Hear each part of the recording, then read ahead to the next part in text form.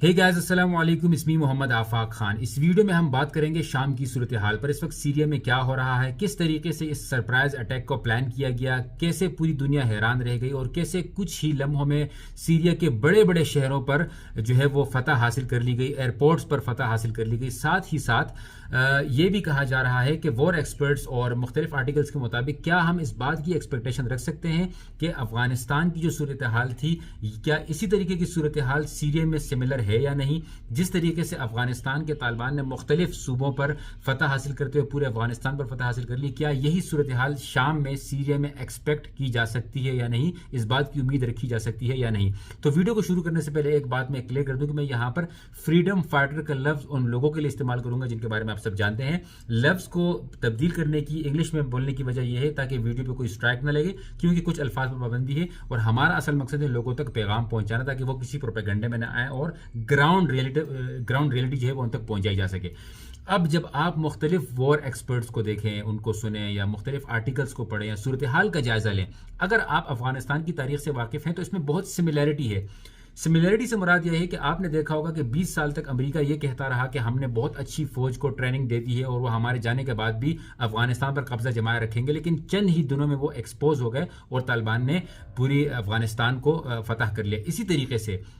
یہاں سیریا میں بھی یہ دوسرے کے کندھے پر بندوق رکھ کر چلا رہے تھے۔ اب ہوا یہ کہ جب روس یوکرین کے ساتھ مصروف ہو گیا، ایران لبنان کی طرف مصروف ہو گیا، تو یہ ایک بہترین موقع تھا ان فریڈم فائٹرز کے لیے کہ یہ اپنا یہاں پر جو ہے حملہ کر لیتے۔ یاد رہے کہ 2011 میں بھی اس طرح کا کام ہو چکا ہے، 2015 میں بھی ہو چکا ہے، لیکن اس طرح کی فتوحات حاصل نہیں ہوئی جس طریقے سے اب فتوحات حاصل ہوئی ہیں۔ تقریباً 3 بڑے شہر جس طرح ادلب ہو گیا، الیپو ہو گیا، حما ہو گیا، ایئرپورٹس ہو گئے، یہاں پر مکمل طور پر حکومت کو پیچھے دھکیل دیا گیا ہے، بلکہ خود یہ یہاں سے فرار ہو چکے ہیں۔ نہ صرف یہ بلکہ اس وقت فریڈم فائٹرز کے بعد بہت بڑی تعداد میں مال غنیمت بھی جمع ہو چکا ہے، جو کہ سملر ہے بالکل افغانستان کے حالات کی طرح۔ یہاں پر بھی لوگوں کو یقین نہیں تھا کہ اس طرح ہو جائے گا اور ہو گیا۔ اب جہاں تک عوام کی بات ہے کہ عوام کتنا سپورٹ کر رہی ہے، اگین جس طریقے سے افغانستان کی عوام تذبذب کا شکار تھی، کچھ لوگ طالبان کے حق میں تھے، کچھ حکومت کے حق میں تھے، کچھ صرف ڈر رہے تھے کہ آگے ہمارے ساتھ کیا ہوگا، لیکن یہاں پر اس طرح کا کوئی خون خرابہ نہیں ہوا بلکہ عوام کو اپنی طرف جو ہے وہ راغب کیا گیا۔ یہی کام سیریا میں بھی اس وقت ہو رہا ہے۔ کچھ عوام جو ہے وہ پریشان ہے، کچھ یہ سمجھتے ہیں کہ دوبارہ سے جنگیں چھڑیں گی، اور کچھ جو ہے وہ ڈر رہے تھے کہ پتہ نہیں کس طرح کے لوگ ہوں گے، لیکن وہاں پر بھی چاہے عیسائی ہوں چاہے مائنورٹیز ہوں وہ بھی ان کی سپورٹ میں نکل پڑے ہیں۔ تو یہ 2-3 چیزیں جو ہیں وہ بالکل سملر ہیں۔ اب یاد رہے کہ اس وقت روس نے کچھ فضائی حملے کیے جس میں ان کا ایک طیارہ بھی گرا دیا گیا، جس سے یہ اندازہ ہو سکتا ہے کہ سیریا میں اس وقت فریڈم فائٹرز کے پاس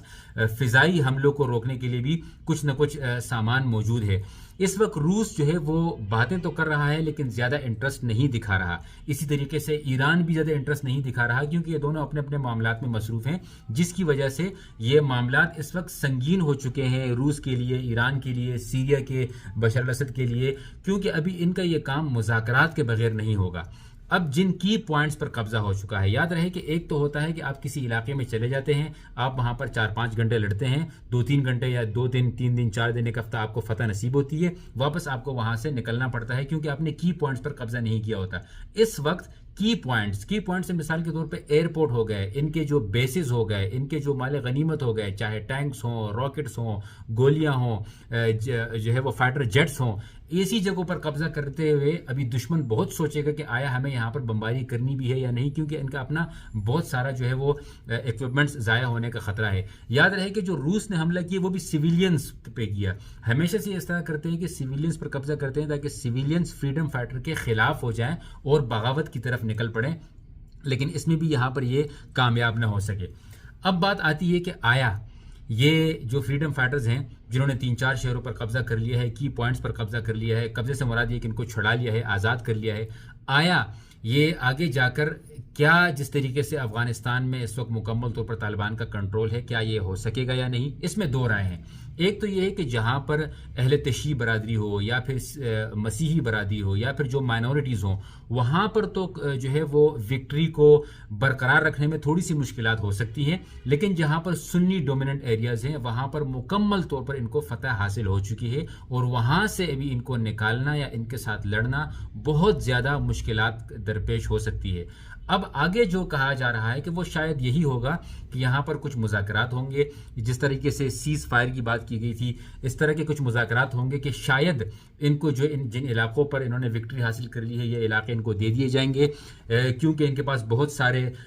جو ہے لوگ بھی قبضے میں ہیں، اور ظاہر سی بات ہے جب کسی فوج کے لوگ یا کسی حکومت کے لوگ آپ کے قبضے میں آ جائیں تو پھر اس کے بعد جو دشمن ہوتا ہے وہ بہت زیادہ کمزور ہو جاتا ہے اور اس کے پاس مذاکرات کا اور کوئی راستہ نہیں ہوتا ہے۔ البتہ اس وقت تک یہ جو HTS ہے، حیا تحریر الشام، یہ جو ہے اس وقت کسی مذاکرات کے موڈ میں نہیں ہیں، اور یہ آہستہ آہستہ اور آگے بڑھ رہے ہیں، کیونکہ اس وقت یہ ڈیفینسو کے بجائے اوفینسو موڈ پر آ چکے ہیں، حملے کے موڈ پر آ چکے ہیں، اور حکومت جو ہے وہ ڈیفینسو موڈ پر آ چکی ہے۔ یاد رہے کہ ایک اور بڑا انٹرسٹنگ پوائنٹ یہاں پر یہ ہے کہ جب افغانستان میں طالبانوں نے مختلف صوبوں پر حاوی ہونا شروع ہوئے تو مختلف جو حکومت کے فوجی تھے انہوں نے اپنے آپ کو تسلیم کیا، اور انہوں نے کہا کہ ہم فی الوقت جا رہے ہیں، دوبارہ آئیں گے، لیکن دوبارہ وہ نہیں دکھ سکے کیونکہ امریکہ کی سپورٹ وہاں سے جا چکی تھی۔ اسی طریقے سے یہاں بھی یہی اعلان کیا گیا حکومت کے لوگوں نے کہ ہم جا رہے ہیں لیکن ہم دوبارہ آئیں گے تیاری کے ساتھ، کیونکہ ایک سرپرائز اٹیک تھا۔ لیکن اگین روس اور ایران کی جانب سے کوئی اس طرح کی باتیں نہیں کہی، بلکہ امریکہ بھی اس وقت یہاں پر مکمل طور پر خاموش ہے۔ حالانکہ امریکہ اور روس ایک دوسرے کے سخت دشمن ہونے کے باوجود سیریا وغیرہ میں ایک دوسرے کے ساتھ ہی تھے اور ایک دوسرے کو سپورٹ کیا کرتے تھے۔ اب یہاں پر سوال اٹھتا ہے کہ ادھر مسلمان ممالک کیا کریں گے؟ ظاہر سی بات ہے ہم ان سے کوئی امید تو نہیں رکھ سکتے ہیں، جس طریقے سے عرب ممالک فلسطین کے وقت پر خاموش ہیں تو سیریا کے وقت پر وہ کیا بولیں گے؟ لیکن جب عرب ممالک ہو گئے یا اسلامی پاورفل ممالک ہو گئے، اگر وہ بھی اس چیز میں شامل ہوتے ہیں تو یہ امید کی جا سکتی ہے کہ بغیر کسی خون خرابے کے فتح حاصل